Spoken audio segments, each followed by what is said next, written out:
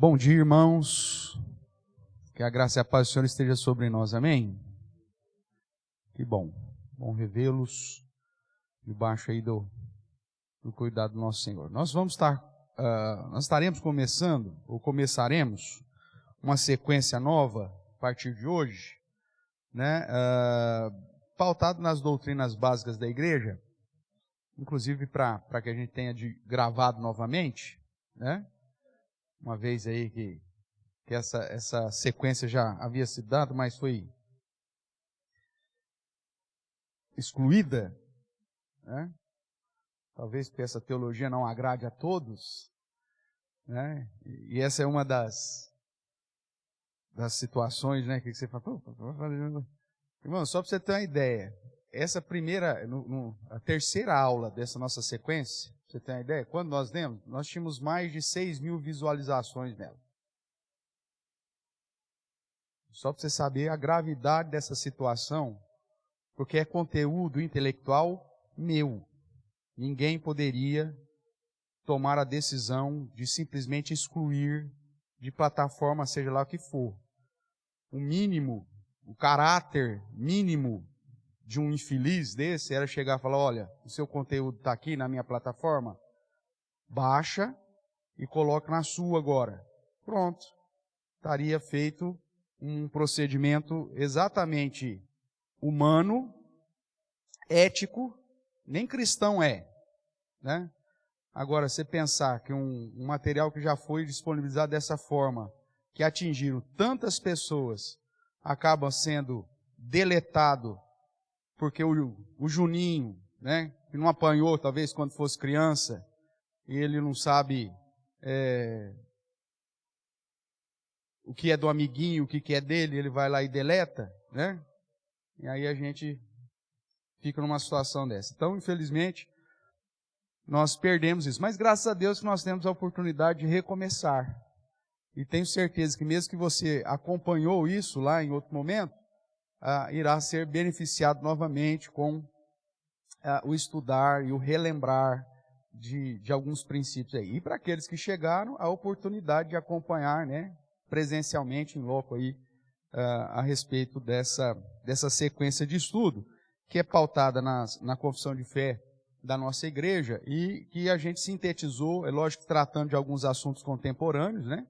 Uma vez que a confissão de fé foi escrita lá em 1630, vamos assim colocar, e então muitas questões, inclusive teológicas, para aquela época não eram tratadas, então a gente tem. Então, se você depois tiver interesse, existe esse material em PDF lá na nossa página da igreja, não é isso, Diaco Márcio?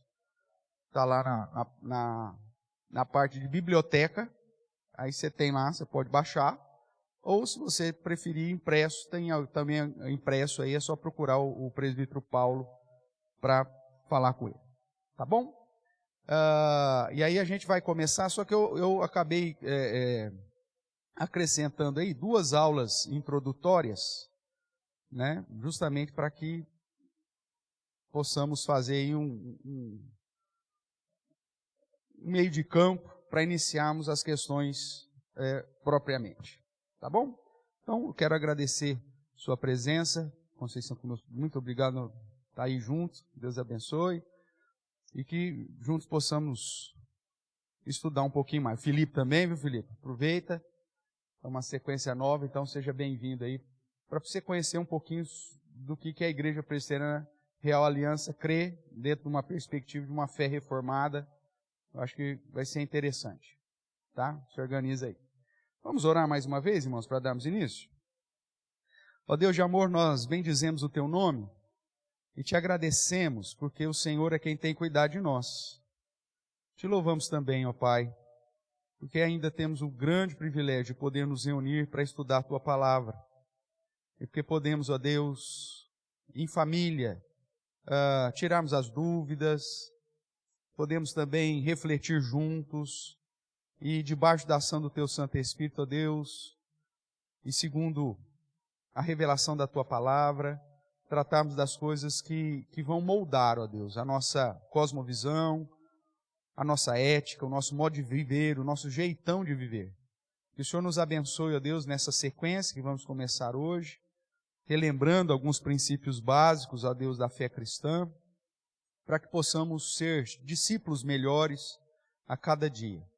Obrigado pela vida dos meus irmãos, das minhas irmãs, que o Senhor nos abençoe a todos, é o que clamamos em Cristo Jesus. Amém. Então, dentro dessa primeira aula nossa, irmão, por que teologia reformada, né?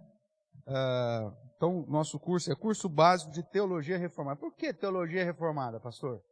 Né? Por que esse termo, de onde surgiu e por que ele é importante? Existe outro tipo de teologia? Sim, vários outros tipos de teologia. E existe também vários outros tipos de teologias reformadas. Às vezes, hoje o termo reformado muitas vezes é usado como tão somente uma expressão de marketing. Né? Tem muita igreja por aí que fala, não, nós somos a igreja reformada, só se foi porque fez alguma reforma no prédio. Né? Porque aí quando você vai ver a base doutrinária e a prática litúrgica e as crenças que estão sendo ensinadas naquela igreja, não tem nada da essência realmente da fé reformada. Então, como introdução, né, por que teologia reformada? A primeira coisa talvez que você tem que relembrar aí, talvez você nunca ouviu, o termo teologia, de um modo bem simplista, seria tradução de o estudo de Deus. Theo, Deus, vem da palavra theos no grego, né? Deus, e logia, estudo. Então, um exemplo, biologia, estudo da vida, vida. Que mais de exemplo que você pode dar aí? Psicologia, psique, alma, né? O estudo da alma seria a tradução. Mas a psicologia estuda a alma? Não, é só um termo que aponta para a ideia dos pensamentos, dos temperamentos, ou seja, das questões da essência do homem. Mas logia sempre trata de estudo e geralmente a palavra inicial para apontar aí qual que é o alvo desse estudo.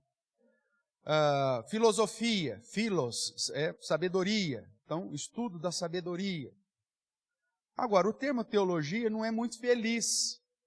Por quê? Porque tem como você estudar Deus, né? Vamos pegar um pedacinho de Deus aqui, vamos pôr num microscópio, vamos ver a essência. Tem como fazer um negócio desse? Não, não tem. Então, na verdade, a teologia, apesar do significado básico ser estudo de Deus, aponta para o estudo da revelação de Deus. Abra a sua Bíblia para mim, por favor, lá em Deuteronômio.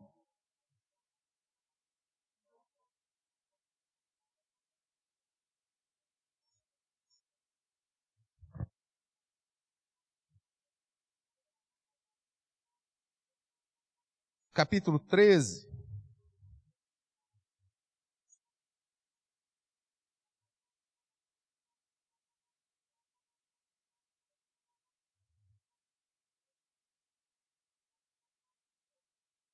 Onde nós vamos encontrar aqui ele falando que usa, né, os meios para se revelar com o profeta, mas nem sempre tudo que o profeta fala é verdade, e que nós devemos estar atentos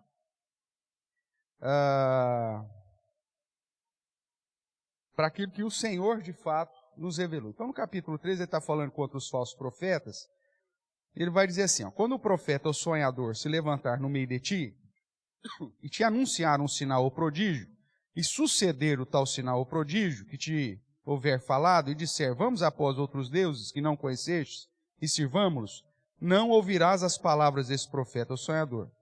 Porquanto o Senhor vosso Deus faz o quê?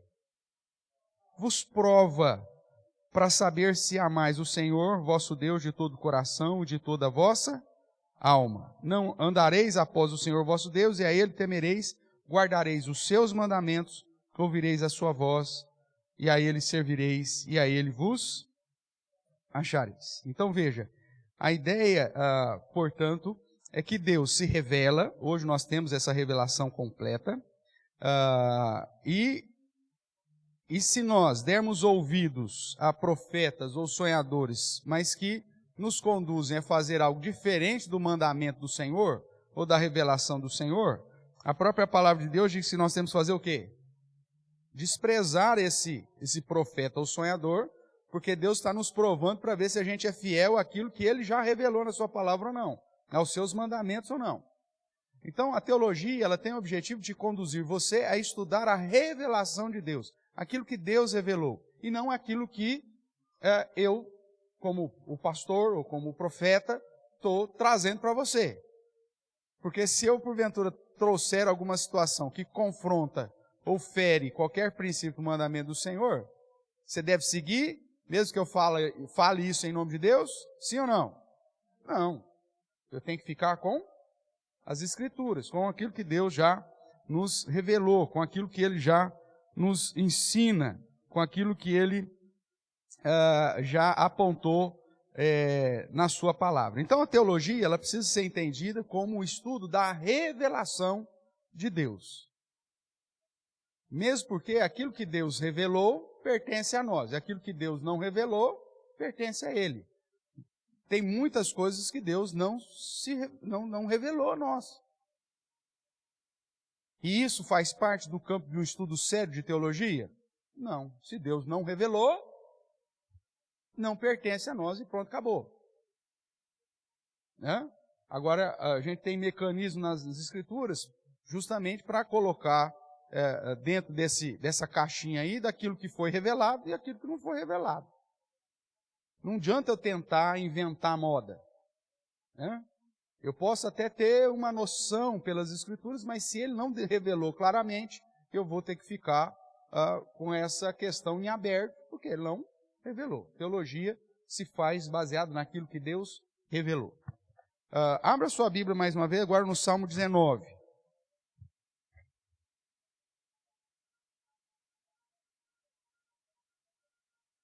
O Salmo 19 é um cântico que exalta, obviamente, a revelação de Deus.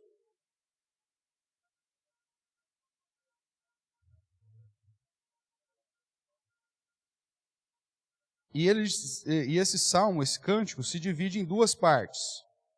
A primeira parte, tratando da revelação, chamada revelação geral de Deus, que é Deus se revelando por meio da obra da criação, inclusive sobre a sua própria criação, você.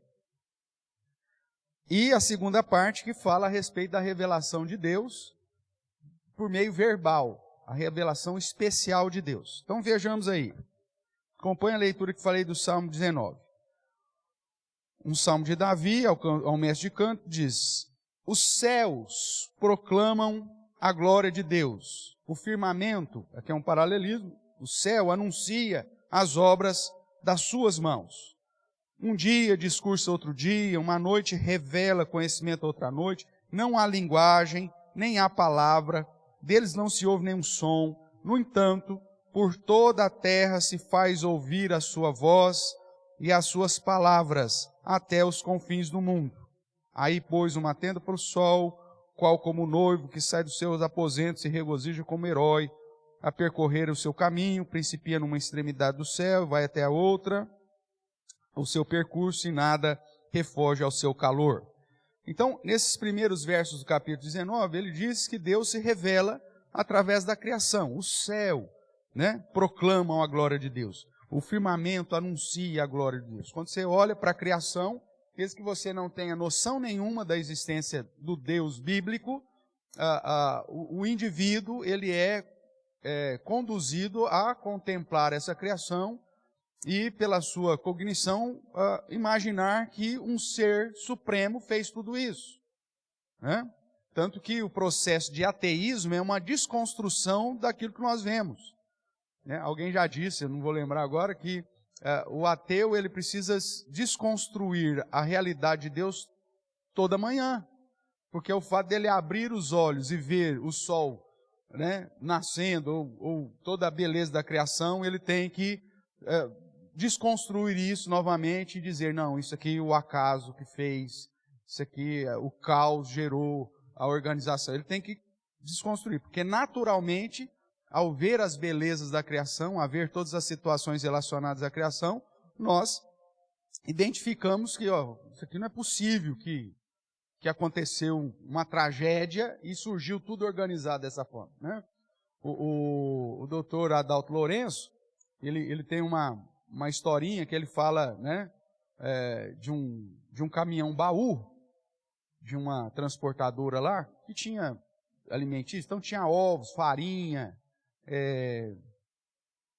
fermento, um monte de coisa dentro desse baú. O cara estava levando então a encomenda para uma mercearia lá na Baixada Santista, e aí houve um problema durante a serra, o caminhão caiu numa ribanceira, e o caminhão foi rolando, e aí lá no final, na hora que o caminhão bateu no chão, explodiu, o caminhão pegou fogo, foi uma tragédia terrível, e na hora que os socorristas chegaram, eles abriram o baú todo amassado, todo queimado e tal, e havia um bolo de 3 andares, né, totalmente confeitado, né, com um noivinho, uma noivinha em cima, coisa mais linda.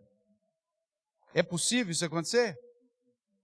Porque no tombo, né, do caminhão, os ovos foram se quebrando, a farinha se rasgou, né, eles se misturaram, e aí então o fermento foi adicionado na quantidade certa, e na hora que explodiu, o calor necessário assou, né, e aí já confeitou o bolo. O caos tem a possibilidade de gerar a organização? Não tem.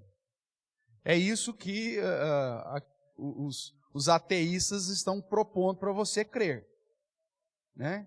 Que o caos, uma explosão, gerou todas as organizações e todas as leis que nós conhecemos da natureza. Tem gente que crê. Fazer o quê, né? Tem gente que crê. Agora, a palavra de Deus diz que a revelação geral mostra e revela que existe um Deus. Marca aqui o Salmo 19, põe o dedão aí que você vai voltar para ele, e vai lá comigo para Romanos.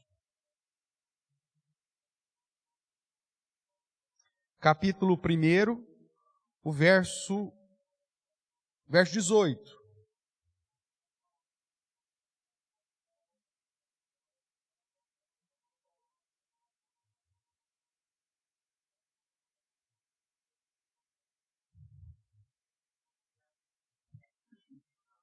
Romanos capítulo 1, a partir do verso 18, vai dizer assim: a ira de Deus se revela da onde?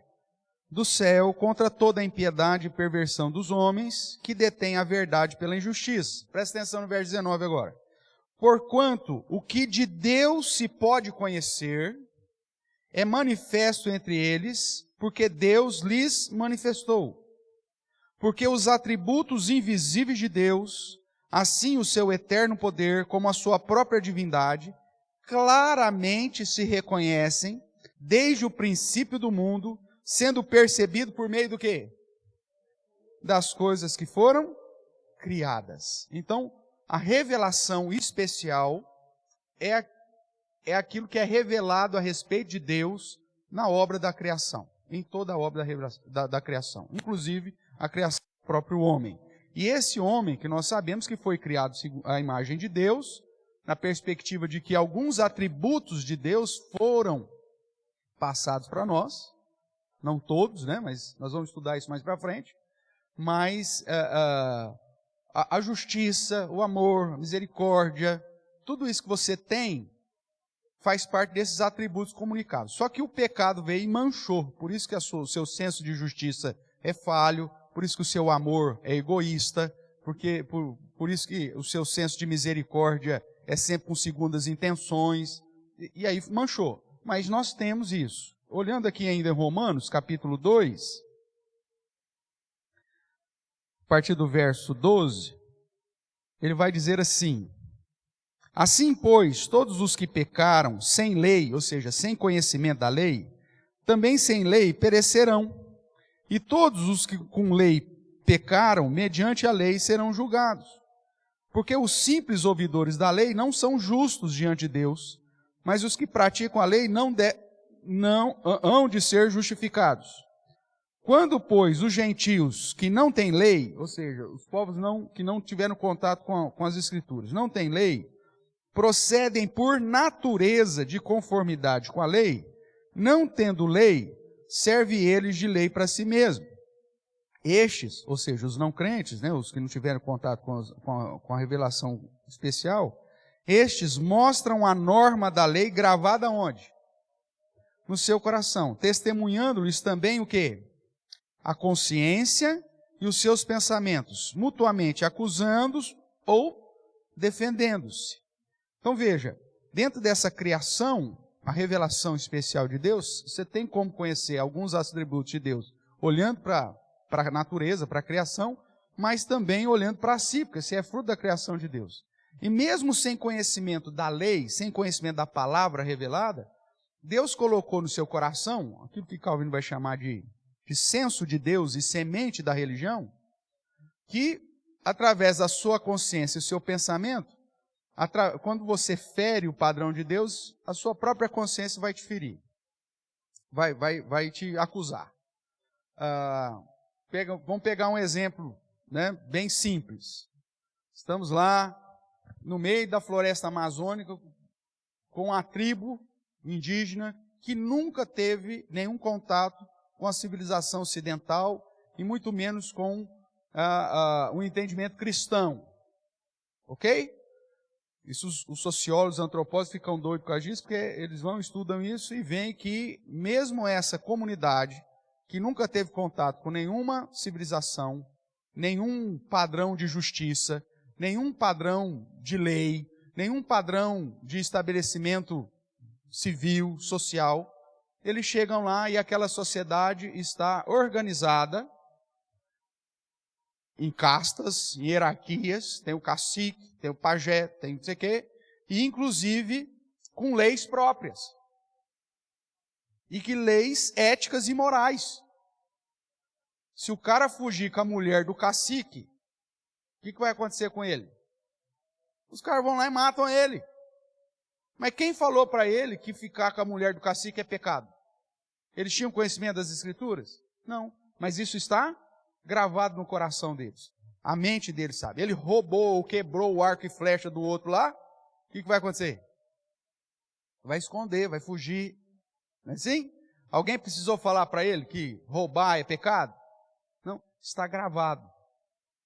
O seu filho de 2 anos, quando ele faz uma arte,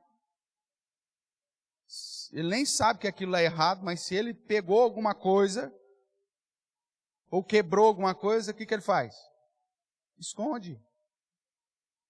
Quem que ensinou para ele que aquilo lá era? Não ensinou ainda. Às vezes com até menos idade, né? Às vezes com 1 aninho o bicho já começa a aprontar. Ninguém nem ensinou, porque isso está gravado. E ele sabe que está errado porque ele esconde. Fazer um paralelo aqui, né? São as reações que nós vemos do pecado. O pecado, ele traz 3 reações para nós, irmãos. Né? Quando você vai lá para Gênesis, quando trata do pecado, você vê que Adão e Eva pecaram, você vai ver 3 reações lá. A primeira deles é a vergonha. Eles comeram do fruto, tomaram conhecimento que estavam nus, e aí tiveram vergonha. Foram lá, pegaram folhas de figo e costuraram e tamparam a sua nudez. Primeira reação quando você peca é a vergonha. Meu Deus, se alguém descobrir isso, eu estou perdido. E aí você tenta pegar umas folhinhas de figo e esconder a sua vergonha. Todo mundo que peca tenta esconder, porque tem vergonha. É uma reação natural. E você está com 212 anos e tem essa mesma reação quando você peca. A gente não perde esse negócio. Tanto é que você ralei o carro. Vou esconder, vou pôr o carro de ré para ela não ver. Não é assim? O que você está fazendo? A mesma coisa que Adão e Eva fez, costurando lá umas folhinhas de figo para tentar esconder o seu erro. Né? Segunda reação que você tem quando você peca. Medo. Eles ouviram a voz do Senhor que vinha pela viração do dia e fizeram o quê? Se esconderam entre as árvores. Né? Então, medo. A criança fez alguma coisa que ela sabe, isso aqui, ela some, ela vai para debaixo da cama. Ela esconde atrás do armário. Mas cadê o fulano? Cadê o Juninho? O que aconteceu? O Juninho sumiu. Aí você chega na sala, o lustre no chão.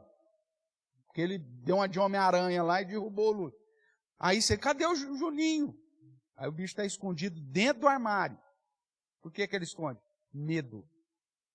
Você também, com seus 212 anos, quando você fica com medo. Aí você tenta se esconder. Por isso que eu falo, o cara começou a sumir da igreja, é igual o Juninho escondendo. Cara, só tem uma coisa que me afasta de Deus. Chama-se pecado. O cara sumiu da igreja, você fala, não é porque ele está mais perto de Deus. É porque ele está mais longe de Deus.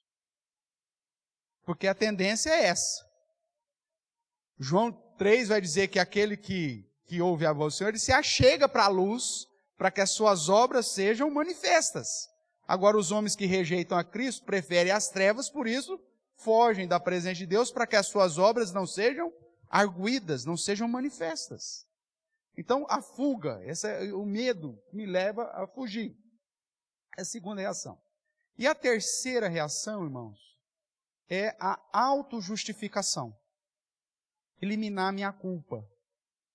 Quando não teve mais jeito, tiveram que conversar com Deus. Deus chegou, Adão, o que você fez? Foi a mulher que o Senhor me deu. Joga a culpa em Deus ainda, autojustificação. A culpa não é minha não, foi ele, ou foi ela. Aí chega para a mulher, mas Eva, foi a serpente que o Senhor criou, está embutido ali, né? Serpente que o Senhor criou. Então a gente sempre tem a autojustificação. Você chega em casa, aconteceu, quem que fez isso aqui? Não, já estava quebrado há muito tempo. Não foi isso que eu perguntei, que tempo que quebrou? Eu perguntei quem quebrou. Mas já é a tentativa de justificar. Ah, não, isso já faz tempo que está assim. Não é assim? A gente tenta se auto-justificar. E a gente sempre joga a culpa no outro. Só que, por que nós temos vergonha, medo e a auto-justificação para lançar a culpa nos outros? Porque nós sabemos e temos a lei de Deus gravada. Porque se eu não tivesse noção nenhuma da existência de um Deus, do senso de Deus e da semente de Deus gravada no meu coração, mas por que eu ia me esconder? Por que eu ia ter medo? Ou por que eu ia tentar me auto-justificar culpando os outros? Eu faço isso porque eu ainda sou miserável pecador e ainda tento dar o jeitinho. Ainda tento costurar umas folhinhas de figo para tampar a minha vergonha. E aí vem Deus e te apresenta uma solução melhor. Em Cristo Jesus, louvado seja Deus por isso. Mas essas são as reações. Por que você tem essas reações? Porque a lei de Deus está gravada no seu coraçãozinho. Que é pecador, miserável, é verdade, mas está lá. Você tem um senso dessa verdade de Deus. Então, Deus se revela primeiramente pela chamada revelação especial. Nós vamos ver isso com mais vagar mais para frente. E é por isso, então, que através da criação e, inclusive, de você mesmo, você consegue ter um senso de Deus. Só que essa revelação especial, ela não é definitiva para a salvação. Na verdade, ela tem caráter condenatório. Volte aqui para Romanos 1. Você está aí no Romanos 2, né? Então, volte comigo aqui para Romanos 1. Então, nós vemos que claramente Deus se revela por meio das coisas que foram criadas. Nós já lemos isso aí. E aí, na sequência, ele vai dizer assim. Então, verso 20, vou reler. Porque os atributos invisíveis de Deus, assim como seu eterno poder, também como a sua própria divindade, claramente se reconhece desde o princípio do mundo, sendo percebido por meio das coisas que foram criadas. Tais homens são por isso o quê? Indesculpáveis. Porquanto, tendo conhecimento de Deus, não glorificaram como Deus, não lhe deram graças, antes se tornaram nulos em seus próprios raciocínios, obscurecendo-lhes o coração insensato. Inculcando-se por sábio, tornaram-se loucos, mudaram a glória do Deus incorruptível, em semelhança da imagem do homem corruptível, bem como de aves, quadrúpedes e répteis. Por isso Deus entregou tais homens à imundícia pela concupiscência, pelo desejo do seu próprio coração, para desonrarem o corpo entre si. Pois eles mudaram a verdade de Deus em mentira. E aí passaram a adorar e servir a quem? A criatura, ao invés ou em lugar do Criador, o qual é bendito eternamente. Amém. Ótimo? Então veja, a revelação especial, ela revela Deus, mas ela não tem caráter salvífico, porém tem caráter condenatório. Os homens que olham para a revelação especial, que veem toda a criação, que olham para si mesmo com o senso de Deus gravado no coração, e não glorificam esse Deus, são indesculpáveis. Então a revelação, fala, pastor, mas o fulano morreu, nunca ouviu falar de Jesus. Ele não precisa. Para ser condenado, ele não precisa ouvir de Jesus. Porque o fato dele ver a criação e dele ter sido criado com o senso de Deus, já faz dele indesculpável, se ele não glorificar ao Senhor. Tá? Então aqui, lá na frente, nós vamos pontuar isso, vai fazer muito mais sentido. Então veja, voltando agora lá para o Salmo 19. Deus se revela por meio das obras criadas, inclusive através de você. E como crente, inclusive, ainda mais, né? Porque Mateus vai dizer que as suas obras têm que brilhar diante dos homens, para que os homens, mesmo que seja no dia final, glorifiquem a quem? A Deus. Então veja, o seu jeitão de viver revela, inclusive, Deus para os outros. Voltou aqui para o Salmo 19? Vamos ver a segunda parte, então, do Salmo 19. Salmo 19, verso 7. Aí ele começa a falar sobre o quê? A lei. Aí ele vai dar características da lei.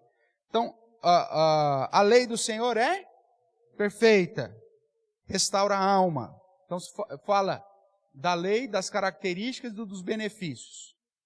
Então, a lei do Senhor é perfeita, como benefício, restaura a alma. O testemunho do Senhor, sinônimo de lei, sinônimo de mandamento, sinônimo de preceito, sinônimo de temor, sinônimo de juízo. É um cântico, então ele está usando vários sinônimos, mas está falando da palavra de Deus. Então, o testemunho do Senhor, característica dele, além de ser perfeita, é fiel. Qual que é o benefício? Dá sabedoria aos simples. Os preceitos do Senhor, sinônimo de palavra de novo. Qual que é a característica? São retos. Benefício? Alegra o coração. O mandamento do Senhor, característica, puro. Benefício? Ilumina os olhos. É sempre essa jogada aqui que o salmista vai trazer. O temor do Senhor, característica, é limpo e permanece. Ideia de que traz vida eterna. O juízo do Senhor são verdadeiros e gera justiça. E aí o verso 10, são mais desejáveis do que o ouro, muito mais do que o ouro depurado, são mais doces do que o mel, o destilar dos favos. Além disso, por eles, ou seja, pelos testemunhos, pelo temor, ou seja, pela palavra, se admoesta o teu servo, e em os guardar a grande recompensa, que aponta para a salvação, obviamente. Então Deus se revela por meio da criação, revelação especial, e se revela por meio da palavra. Revelação, primeira é revelação geral, e a revelação da palavra é revelação especial. Tá? A gente vai tratar disso numa aula mais específica, tratando de características de cada uma delas. Mas Deus se revela de um modo geral, pela criação, e de um modo especial, pela sua palavra. Tudo bem até aqui? E o guardar essa palavra traz grande recompensa. E esse é o alvo da teologia, e de um modo mais específico da teologia reformada. Estudar a revelação especial de Deus, a revelação que é a palavra de Deus.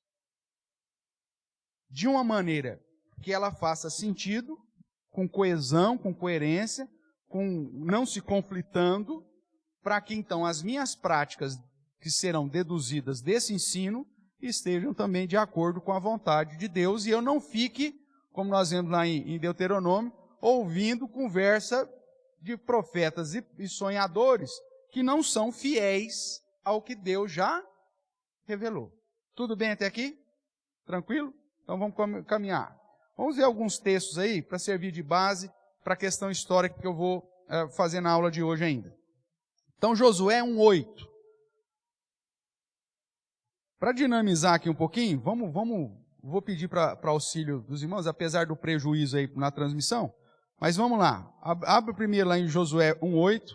Eu vou pedir, Adriele, abre para mim no Salmo 1. Vou pedir aqui para Vani, em João capítulo 5, 39.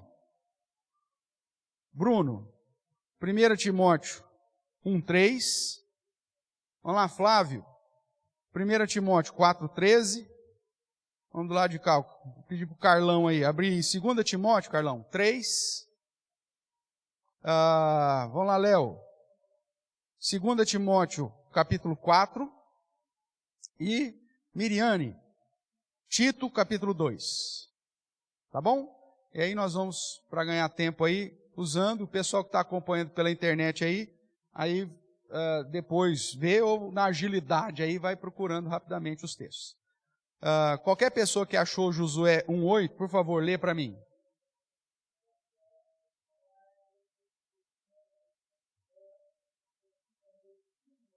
Não cesse de falar desse livro da lei, antes medite dia e noite. O que mais?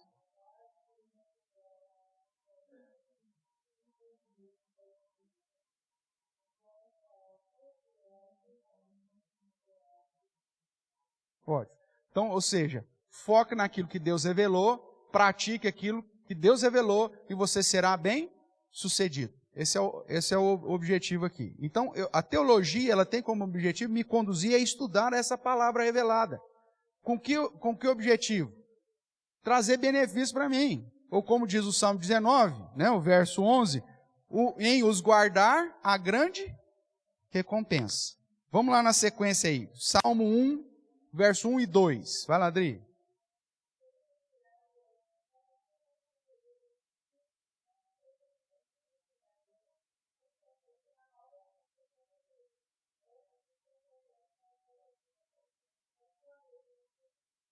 Ótimo. Antes o seu prazer está na lei do Senhor, e na sua lei ele medita de dia e de noite.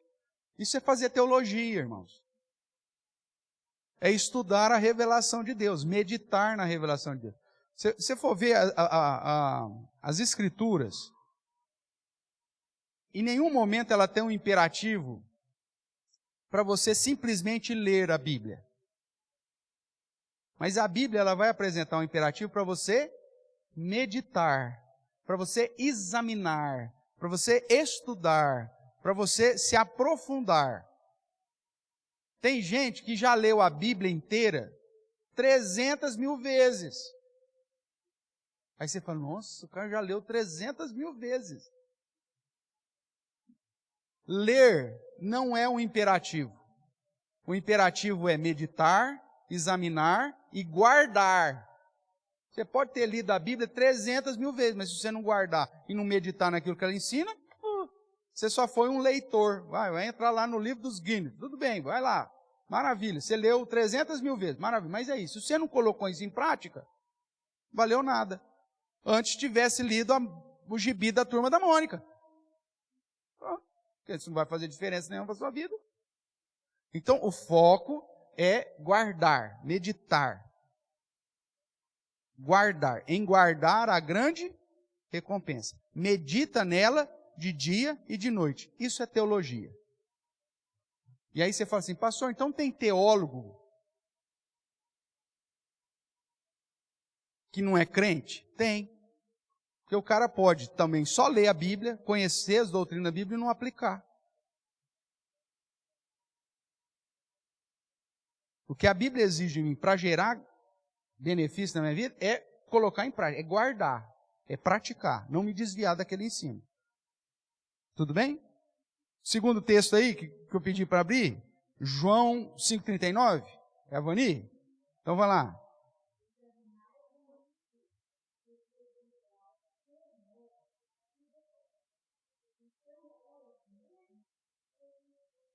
Tá. O próprio Jesus diz, leia a Bíblia. É isso que ele está dizendo? Não, examinai as Escrituras. Quando você vai lá para os bereanos, né? Os crentes de Bereia, Paulo diz, olha, eles eram mais nobres do que Tessalônica, porque eles examinavam, eles iam procurar nas Escrituras se aquilo que eu estava falando tinha realmente conexão. Isso é teologia verdadeira, isso é teologia bíblica, fazer o estudo para aplicar. Tudo bem? Vamos lá. 1 Timóteo 1,3. Bruno.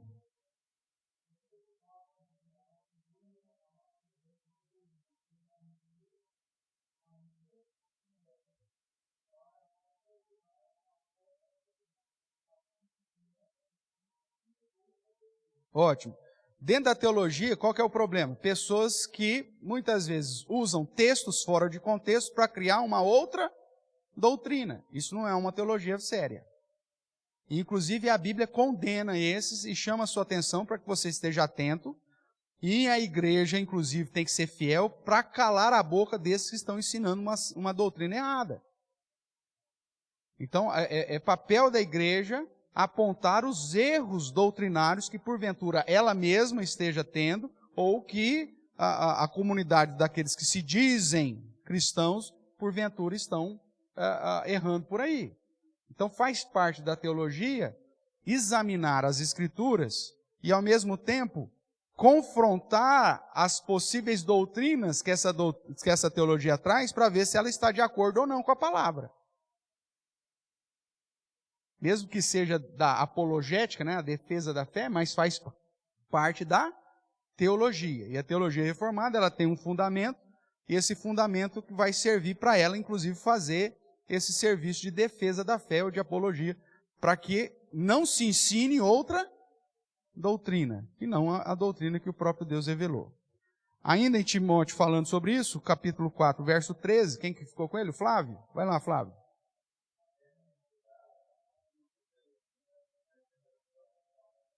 Ótimo. Esse ensino, essa palavra ensino aí, no grego é doutrina. Então, a teologia, ela vai exigir de você a leitura, vai exigir a admoestação, a exortação e a doutrina, o ensino, a coesão.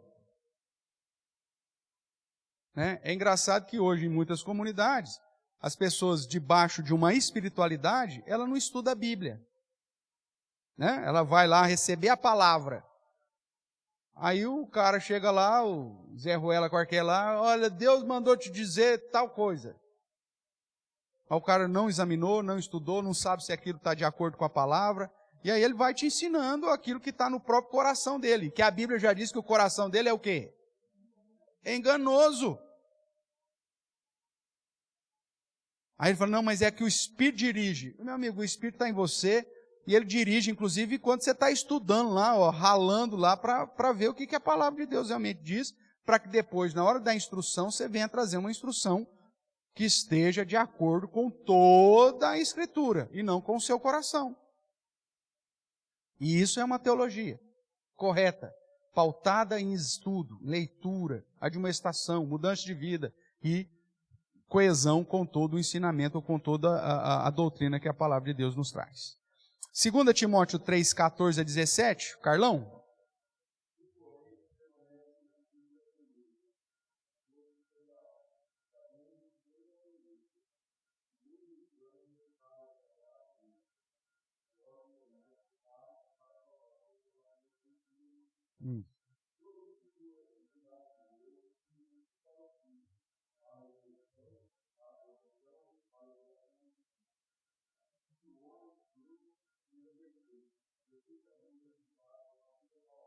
Ótimo.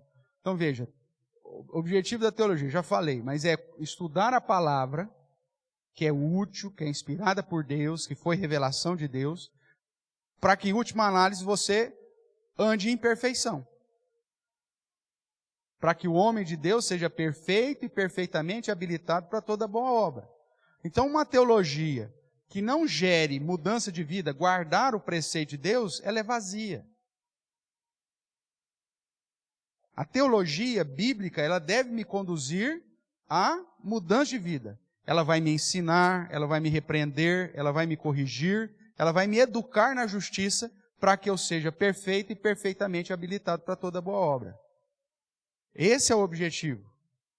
em guardar a grande recompensa. Veja que ele vai dizer aí no texto que o Carlos leu, que as sagradas letras podem te tornar sábio para a salvação. Não é só porque você lê a Bíblia que você vai ser salvo. É aquilo que eu te falei, o cara leu 300 e não sei quantas mil vezes a Bíblia. Mas se ele não aplica, se ele não coloca em prática, não tem valor. Ler a Bíblia pode te tornar sábio para a salvação. Por quê? Porque ela vai te revelar aquilo que Deus fez, o que Cristo fez por você. E aí, se você aplicar isso, obviamente, dentro da grandeza de Deus, da graça irresistível e tudo mais, mas aí, então, isso vai ser aplicado na sua vida. Porque tem filósofos, descrentes que leem a Bíblia, conhecem às vezes o texto mais do que muito crente, e continuam ímpios. Porque a leitura simplesmente da Bíblia não te garante ser alcançado pela salvação. É muito mais que isso. Então a teologia, ela vai te estudar, mas te conduzir à aplicabilidade daquilo que foi estudado. Ainda no capítulo, em 2 Timóteo, agora o capítulo 4. Quem que ficou? Léo? Vai lá, Léo.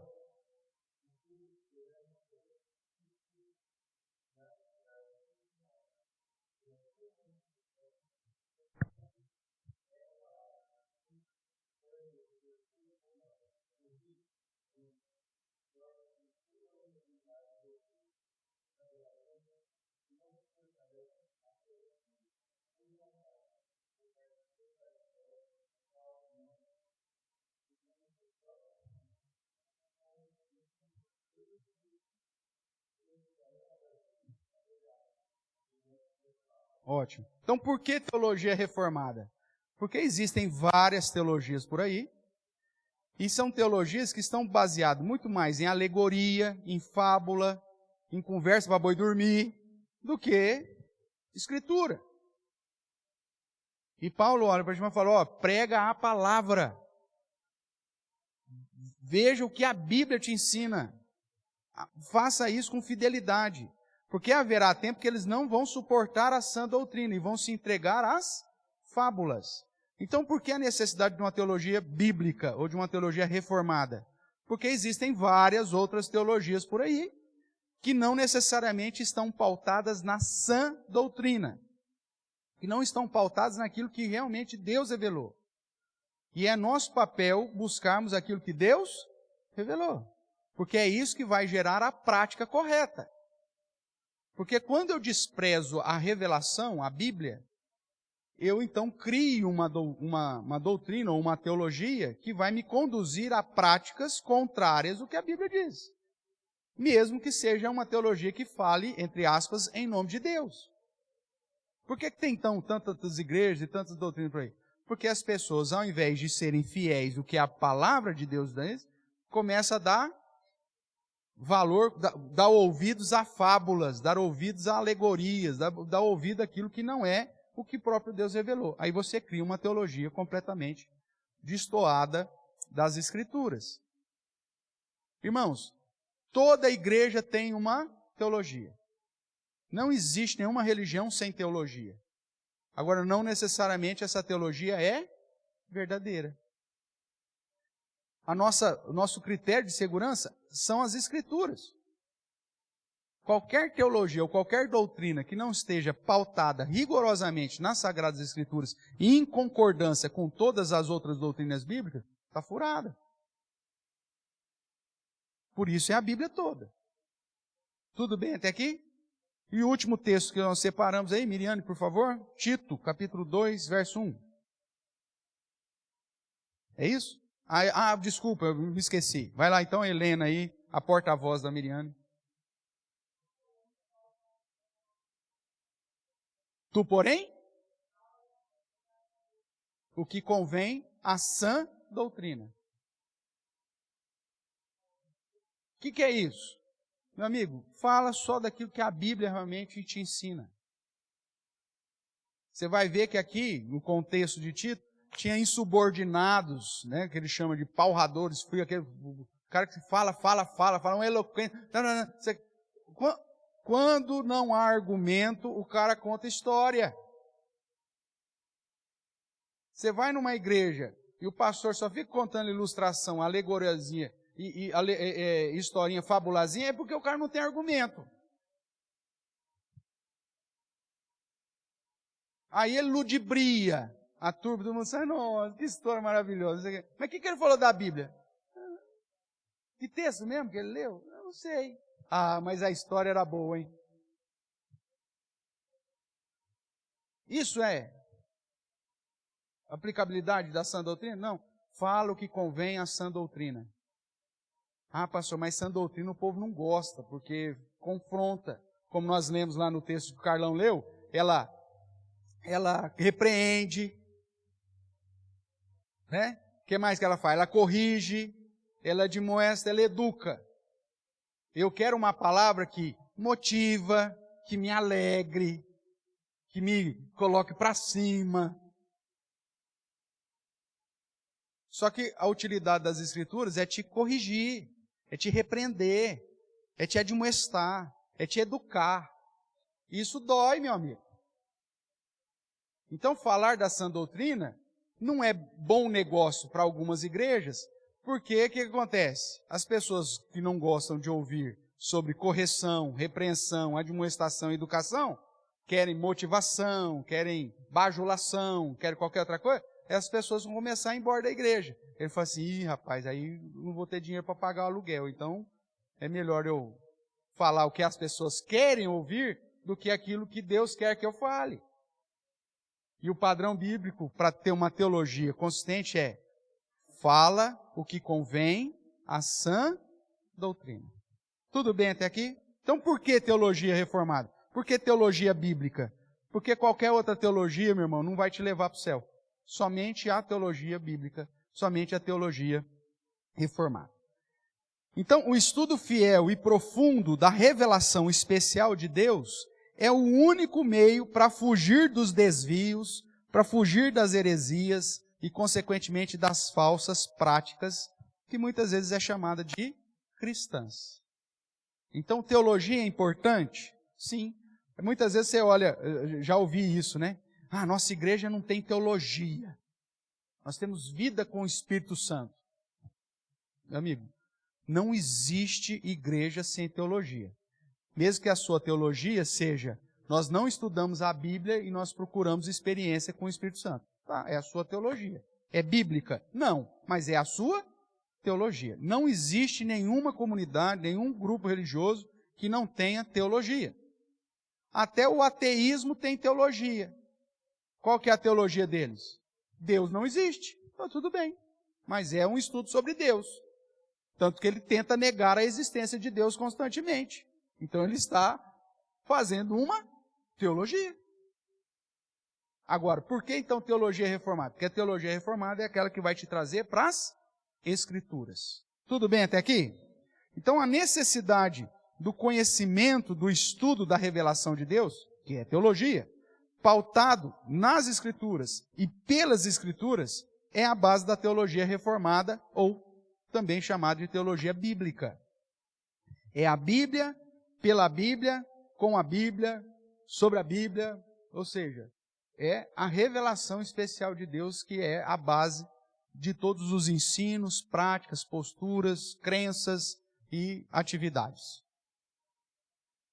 Então, de um modo bem resumido, é isso que trata teologia reformada. E por que nós chegamos nessa situação, pastor, de termos a necessidade de uma teologia reformada?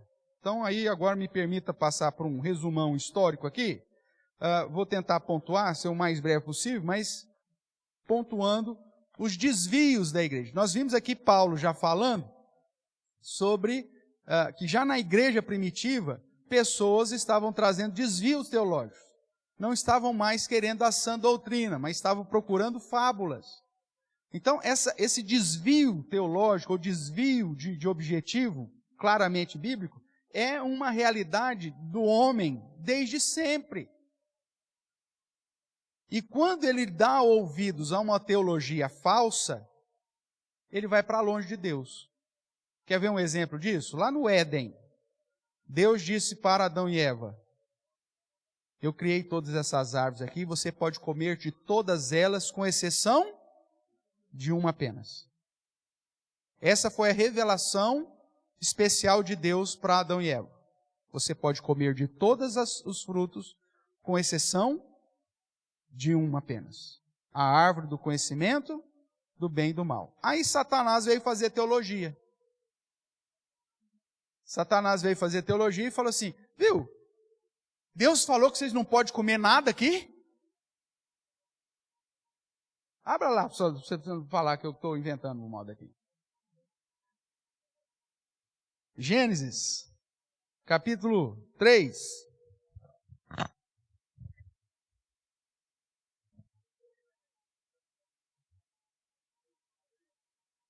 Eu vou ler um pouquinho antes, capítulo 2, a partir do verso 15. Você vê a revelação especial de Deus.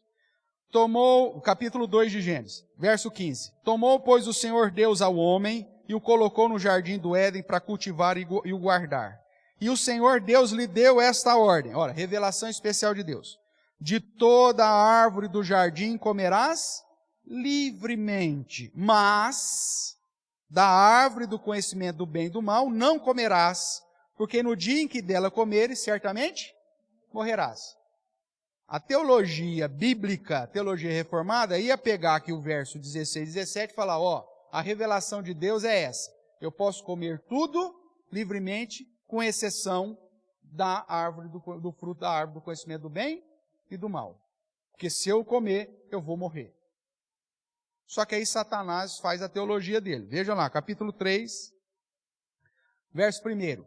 Mas a serpente, a antiga serpente, o dragão que Apocalipse vai falar, que é Satanás, mais sagaz que todos os animais selváticos que Deus tinha feito, que o Senhor Deus tinha feito, disse à mulher, é assim que Deus disse, não comereis de toda a árvore do jardim? Deus disse isso em algum momento? Na revelação especial de Deus, havia uma proibição explícita dessa forma? Isso aqui é um exemplo de uma má teologia. Mudar aquilo que Deus falou. Lembra lá em Romanos que o homem muda a verdade de Deus em mentira? É porque nós aprendemos com o nosso primeiro professor de teologia aqui. Satanás. Eu pego a verdade de Deus e mudo. E aí eu vou adorar a criatura e vou servir a criatura ao invés do Criador. Por que todos esses desvios religiosos que nós temos? Idolatrias, adoração de santaiada, um monte de coisa. Por quê? Porque eu pego a verdade de Deus e transformo em mentira. E aí eu começo a adorar e servir a quem? A criatura, ao invés do Criador, o qual é bendito eternamente. Amém. Agora, por que eu tenho essa prática, aqui o exemplo usado da idolatria? Porque eu fiz uma teologia errada. Porque eu mudei a revelação explícita de Deus em mentira.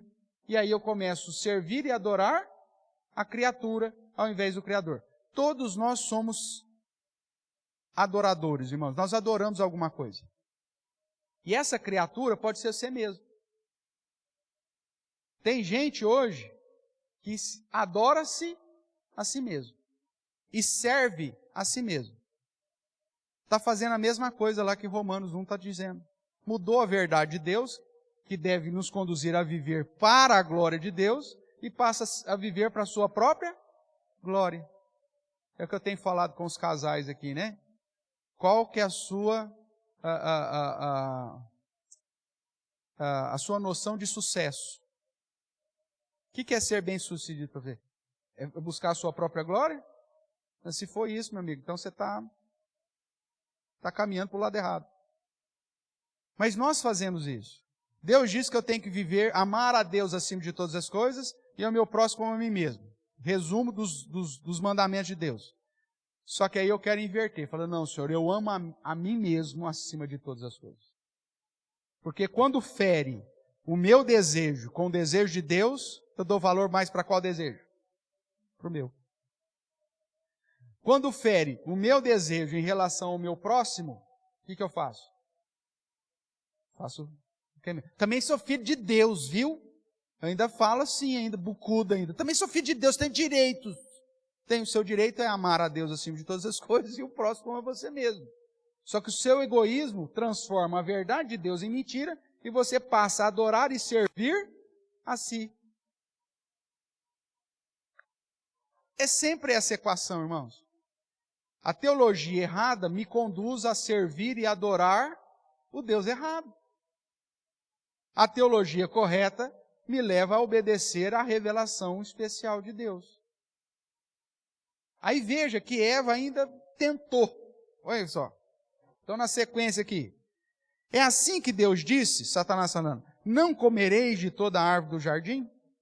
Aí respondeu-lhe a mulher, do fruto das árvores do jardim podemos comer. Mas do fruto da árvore que está no meio do jardim, disse Deus, dele não comereis, nem tocareis nele, para que não morrais. Aí vem lá o teólogo de novo, né? Satanás como teólogo de novo. Então a serpente disse à mulher, é certo que não morrereis. Ele já fez uma interpretação aqui, né?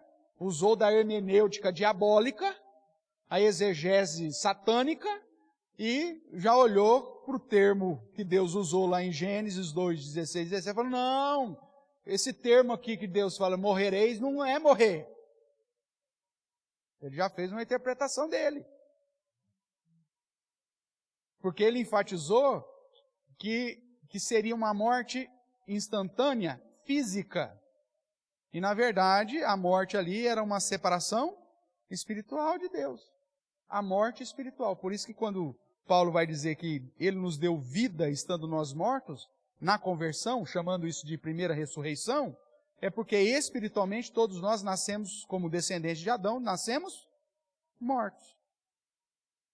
Só que ele pega e não faz a aplicação correta para ela. Não, não é que você vai morrer fisicamente. Não. Ele diz, olha, certamente que não morrereis. E Eva deu lado para essa teologia. Ah, é? Ah, então agora você me explicou. Agora, não tem problema, irmãos. Deus é amor, no final vai dar tudo certo. Essa é a teologia satânica de hoje. Não, Deus é amor. E outra, o que é importante, a lei universal do mundo é o amor. Então, esse amor, né?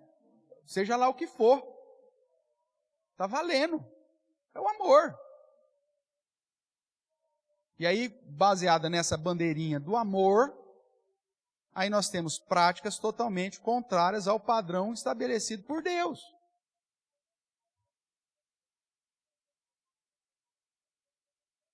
Teologia errada. E as pessoas, inclusive, falam assim, não, mas Jesus disse que nós devemos amar. Jesus disse que não podemos julgar.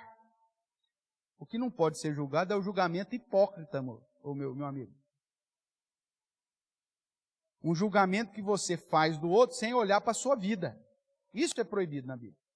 Ele diz, tira primeiro a trave do seu olho para julgar o cisco do olho do outro. O problema é que o fariseu ele estava julgando o cisco no outro sem tirar a trave dele. O julgamento hipócrita é condenado. Agora o juízo não. Muito pelo contrário. A palavra do Senhor diz para a gente examinar todas as coisas, reter o que é bom. Que pelo fruto você conhecereis a árvore. Então o julgamento, o juízo é pertinente. Jesus, inclusive, manda a igreja aplicar disciplina depois de julgar se houve arrependimento ou não. Então, a teologia errada, ela vai pegar parte das Escrituras, vai torcer e dizer, não é nesse sentido. Não é que você vai morrer de morte morrida. É uma morte assim, diferente. Aí você, então dá aqui o fruto. E bom, come. Teologia errada te conduz a comer o fruto errado. E o primeiro péssimo teólogo que nós temos nas Escrituras é o próprio Satanás. E hoje tem um punhado de teólogos que segue a teologia satânica, não reformada. A teologia diabólica, que é aquela que inverte a verdade de Deus em mentira. para que a pessoa deixe de adorar o Criador, o qual é bendito eternamente, amém, e passe a adorar e servir a criatura. E essa criatura pode ser através da idolatria, pode ser a si mesmo. Então, irmãos, entender que desde sempre, desde antes da queda do homem, a teologia errada nos conduz à prática errada, e a consequências danosas por essa prática errada, é essencial para entendermos a importância de estudarmos a teologia bíblica, ou como nós chamamos aqui de teologia reformada. Bíblica e reformada como sinônimos. Tudo bem? Nosso tempo acabou, então semana que vem a gente segue, se Deus assim permitir, com um resumo histórico do porquê que então houve tantos desvios e que é necessário resgatarmos o estudo da teologia reformada. Alguma pergunta até aqui? Vou voltar aqui para o primeiro slide aqui. Alguma pergunta até aqui? Foi onde nós paramos? Tranquilo, irmãos? Pastor, quanto tempo vai demorar esse curso? Só Jesus sabe. Né? Não pode falar, são 9 aulas, só que essas 9 aulas, meu irmão, às vezes pode demorar, sei lá eu quanto tempo. Tá? E se Jesus voltar antes, mas aí você não vai precisar saber o final da história, porque aí ele vai te revelar tudinho. Tá? Se Jesus voltar antes da gente terminar, fique em paz que você vai ficar sabendo de tudo pelo mestre. Tudo bem? Perguntas, irmãos, até aqui. Tem uma pergunta lá? Pois não, Gabriel, eu estou sem aqui o... Deixa eu abrir aqui então. O Gabriel disse que tem uma pergunta lá no... Você quer falar daí? Então, não sei se eu vou te ouvir aí. Você quer falar pelo microfone? Tem um microfone aí em cima para você falar comigo. Mas deixa eu ver aqui. Estou abrindo aqui. Aqui no chat, vamos lá. Primeiramente, cumprimentar aqui os irmãos. A Márcia Souza está aqui, o Tarso Leal lá do está aqui, o André Diegues está aqui, Gesiel, Eliene, meu pai que está lá em Barretos, o Paulo também, Deus abençoe. Vamos lá, acho que a pergunta é do Tárcio. É isso, né? Pastor, o que fazer quando a igreja começa a se desviar das doutrinas bíblicas? Tárcio, só existe uma solução em toda a história. A semana que vem nós vamos fazer esse resumo histórico, você vai ver. Quando nós olhamos para o Antigo Testamento, que já é revelação de Deus, você vai ver que no Antigo Testamento houveram desvios. O povo de Israel se desviou constantemente da palavra, né? E começava a prática de seguir outros deuses, aquela coisa toda. E é a mesma situação hoje. Igrejas ditas cristãs, às vezes que começou com foco bíblico, reformado, tarará, vai passando o tempo, vai se desviando. Qual que é a solução de toda a história para resolver os desvios da igreja? A chamada reforma religiosa. Você vai para Ezequias, Josias, Neemias e Esdras, e vários outros momentos da história do povo de Israel, dos reis de Israel, em que a metodologia para trazer o povo de volta para o caminho bíblico era o retorno às Escrituras. Então não existe... Eu já peguei igrejas que não tinham conhecimento doutrinário quase nenhum. Tinha teologia, que toda igreja tem, mas sem o conhecimento da teologia bíblica. Como que você trabalha para trazer essa igreja de volta aos caminhos que devem ser? Ensino bíblico, estudo bíblico, trazer ensinamentos da sã doutrina. É aquilo que nós lemos aqui nos textos de Timóteo e Tito, né? Tu, porém, fala o que convém à sã doutrina. A partir do momento que você começa a ensinar a Bíblia corretamente, as pessoas começam, nossa, mas fazendo tudo errado, hein? Eu lembro, talvez você se lembre disso também, quando nós começamos a aplicar esse curso pela primeira vez, né? Às quartas-feiras, lá um tempo atrás, as pessoas ficavam indignadas e falavam assim, mas nós fizemos errado 30 anos? Eu falei, fez.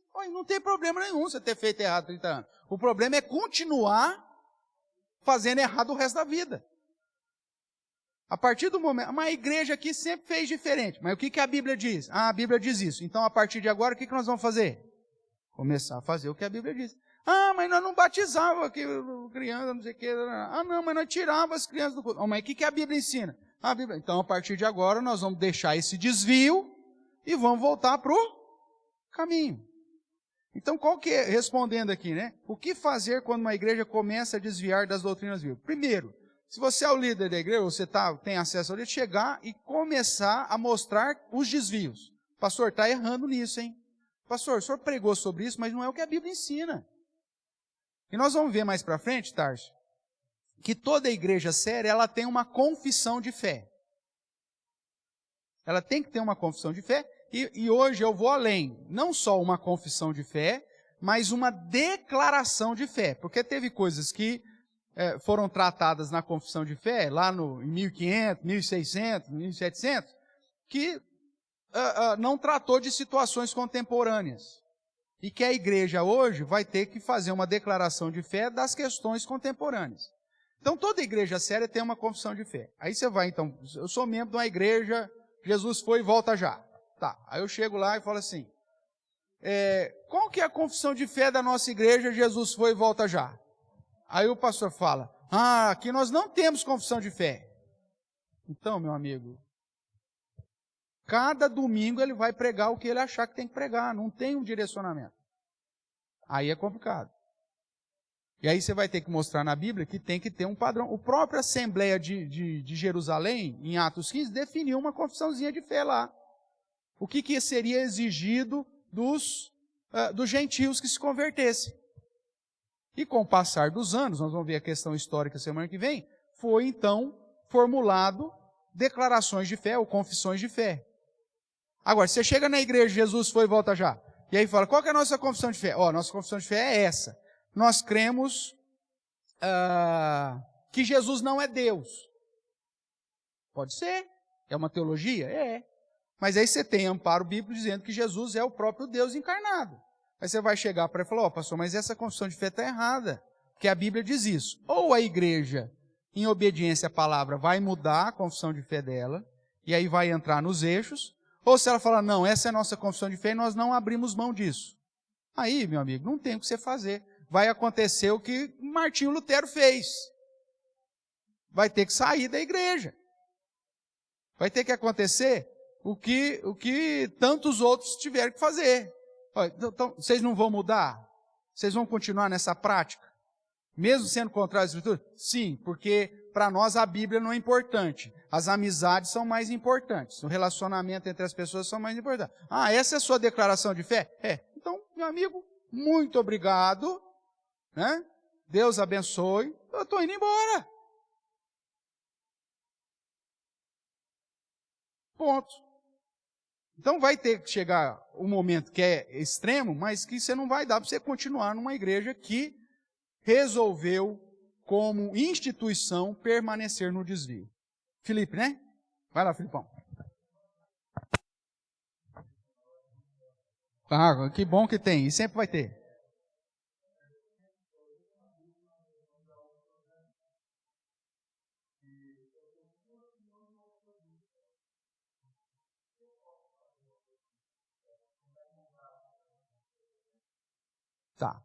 Tá. Deixa eu fechar aqui. Eu acredito que em relação ao Tarso, o foco é sempre esse, voltar às Escrituras.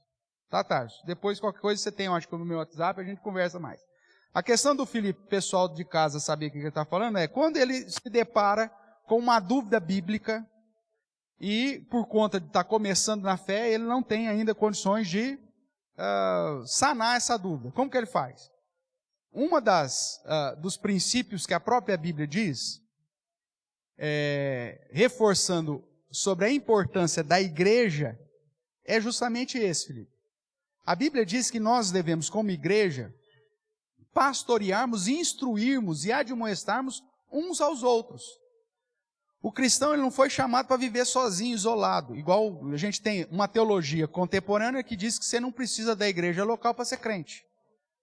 Os chamados desigrejados. Tem um monte de gente que diz que vive a vida cristã fora da igreja. Eu acho que eles acreditam que vai ter um céu também isolado. É um céu para cada um. Não é isso que a Bíblia diz. Nós vamos estar todo mundo junto lá.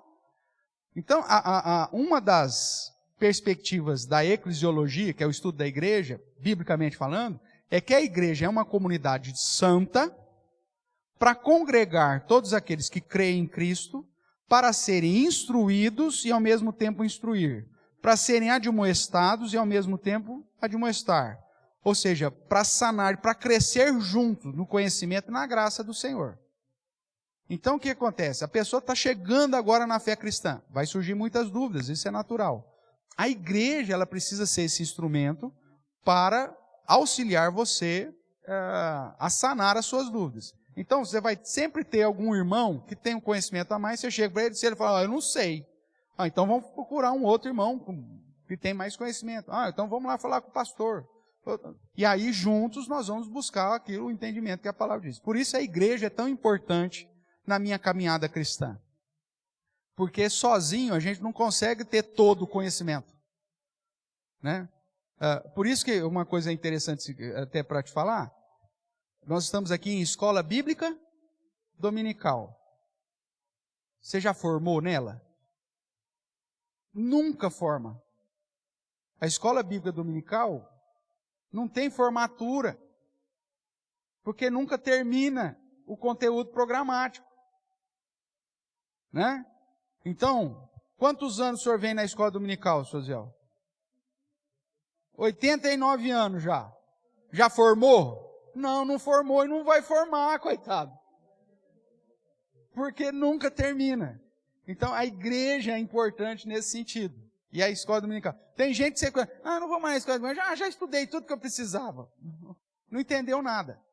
Agora, sempre vai ter dúvida? Sempre. E aí a igreja é um instrumento, biblicamente falando, não é aquilo que eu acho, aquilo que o outro acha, mas o que a Bíblia diz, para sanar suas dúvidas. Tá bom?